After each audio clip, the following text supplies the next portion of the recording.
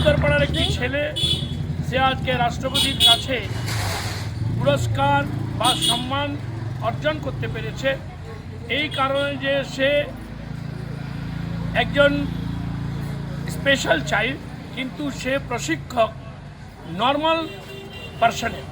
এটা একটা খুব বড় কৃতিত্ব এবং আমরা গর্বিত তার জন্যে। আমার সঙ্গে ওর কথা হয়েছে, ও 6 তারিখ ফিরবে। 6 তারিখ ফেরার পরেও আমরা তাকে যথাযথ সম্মান, আমাদের শুভেচ্ছা আমরা জানাবো এবং আমাদের সকলের তরফ থেকে, আমাদের এন্টায়ার বোর্ডের তরফ থেকে আমাদের সকলের আশীর্বাদ, শুভেচ্ছা তার প্রতি, যেন সে জীবনে আরও বড় জায়গা পৌঁছক।